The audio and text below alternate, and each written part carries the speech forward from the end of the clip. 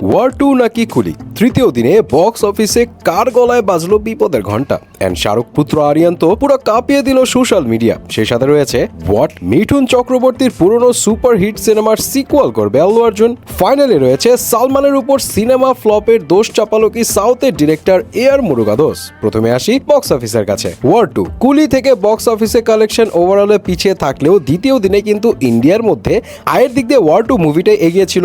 But মুভির review public and ক্রিটিক্সদের কাছ থেকে তেমন ভালো না আসায় ট্রেড অ্যানালিস্টদের ধারণা ছিল তৃতীয় দিন থেকে পতন দেখা হয়তো শুরু হবে এন্ড হয়েছেও তাই। দ্বিতীয় দিনে ইনকাম যেখানে ছিল 56 কোটি রুপি সেখানে তৃতীয় দিনে ইনকাম নেমে এসেছে 33 কোটি রুপিতে, প্রায় 23 কোটি রুপি কমে গেছে। যেহেতু গতকালও ছুটি ছিল সো ছুটির দিনে এত পতন কিন্তু ভালো ইঙ্গিত দেয় না। তাই বলে যে আবার কুলির ইনকাম লাফিয়ে বেড়েছে এমনটাও কিন্তু না। কুলির ইনকাম দ্বিতীয় দিনে ছিল যেখানে 53 কোটি রুপির মতো সেখানে তৃতীয় দিনে কুলির ইনকাম মাত্র 38 কোটি রুপি, মানে 15 কোটি রুপি গায়েব। সো বন্ধের দিনে কুলির এমন পতন নিয়েও টেনশন কাজ করছে অনেকের। বাট এইদিকে শাহরুখ খানের ছেলে আরিয়ান খান ডিরেক্টেড সিরিজ ব্যাড বলিউডের অ্যানাউন্সমেন্ট তো পুরো খেলা দেখাই দিল। थोड़ा ज्यादा हो गया ना, आदत डाल लो। মানে লিড অ্যাক্টর লক্ষ্যের চাইতে আরিয়ান খানকে নিয়ে বেশি হাইপ। তার লুক তো আছেই, কণ্ঠ এন্ড ডায়লগ ডেলিভারিটাও যে সেম টু সেম বাপের কপি, এইটা দেখে অনেকে সারপ্রাইজড। কেউ তো বিলিভই করতে পারছে না এটা আসলে আরিয়ানের ভয়েস। তো এনিওয়ে ছেলে অ্যাক্টিং এ আসলে বাবা শাহরুখের মতোই রাজ করতো